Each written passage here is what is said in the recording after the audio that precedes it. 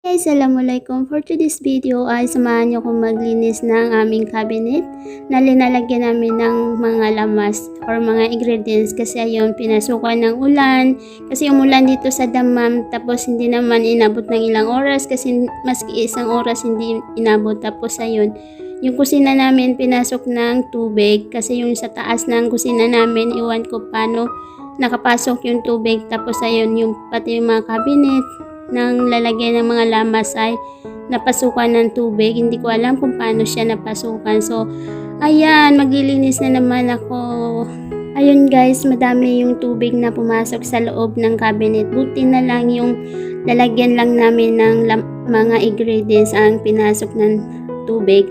So, ayan yung nasa taas niya. So, ayan, dyan lumusot yung tubig na ulan. Tapos, pinakita ko sa amo ko. Sabi ko, yung kusina, pinasok na tubig. Tapos, yung amo ko, napakamot na lang ulo. Nasabi lang, Bia, yung puso ko ngayon sumasabog na kasi ewan ko paano sabi niya napasok yan ng tubig. Tapos, another, ayos na naman yan. Tapos, another, pera na naman ng bayad. Kaya hindi ako makapaniwala na pinasok ng tubig yung kusina namin kasi kung titignan mo walang papasukan na tubig kasi hindi naman gaya sa Pinas na may mga bubong or may mga ano, pero hindi ko alam bakit nakapasok yung tubig. So ang daming pumasok na tubig, pati yung ilaw namin na isa nasira siya kasi inulan pa, pinasok ng tubig yung sa lalagyan ng ilaw namin. So ayun, nasira yung ilaw namin ngayon. So ayan, pinagtatrapuhan ko na pagkatapos ko itanggal yung tubig, lininisan ko na din. Tapos para isahan na lang. So buti na lang umulan kasi kung hindi umulan, hindi ko din yan malilinisan. Guys, natapos ko linisan, natanggal ko na din yung lahat ng tubig. Tapos ayun, bigla akong tinawag ng amo ko. Tapos gawaan ko daw siya ng almusal. Tapos ginawaan ko na siya guys, pero hindi ko lang i-video kasi para mabilis ako matapos. Kasi naisip ko na linisan na lang yung ibang cabinet na lalagyan namin ng kutsara kasi baka may tubig din. Tapos matagal na din hindi nalinisan para hindi na magalit si amo ko. Ayun guys, mahugasan ko na yung mga pinaggagamit ko sa paggawa ng almusal ng amo ko kasi para makamove na ako sa ibang trabaho ko kasi madami pa akong gagawin. Tapos yun nga, nilinisan ko pa yung cabinet na yun kasi para maisahan na lang. Tapos mamaya magluluto pa ako.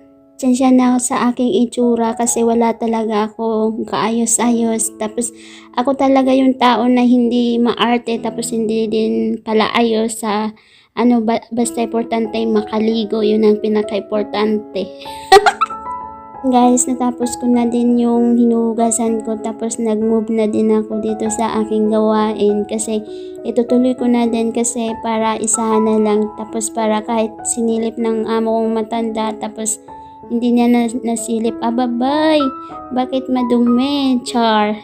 Siya as in na madumi guys kasi hindi ko naman yan pinapabayaan kasi linilinis ko yan kasi once hindi mo yan linisan nako, pag nakita ng amo ewan ko na lang baka talaktak ng marami.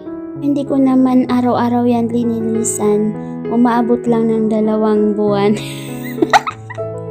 Tanggal ko na yung lahat ng laman niya kasi para matrapuhan na din kasi para mabilis matapos. Pag nandito talaga yung amo ko, ang dami kong gagawin kasi yung mata ng amo kong matanda, daig pa yung pinakamalaking satellite na lahat makikita. Pero pag wala siya dito, wala akong problema kasi yung mga anak niya, ang importante sa mga anak niya, yung wala silang nakikita na sa buong bahay na makalat or madumi o maalikabok.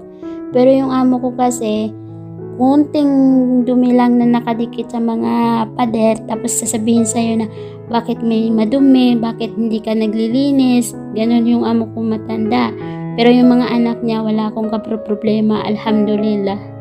So ayan guys, sinugasan ko na yung lalagyan namin ng kutsara kasi yun talaga yung pinakamadumi kasi yung panay lagay ka ng kutsara tapos tanggal tapos hugas tapos lagay ganon. So ayun, nadumihan yung lalagyan namin ng kutsara pero hindi naman tapos hinugasan ko siya kasi para malinis na.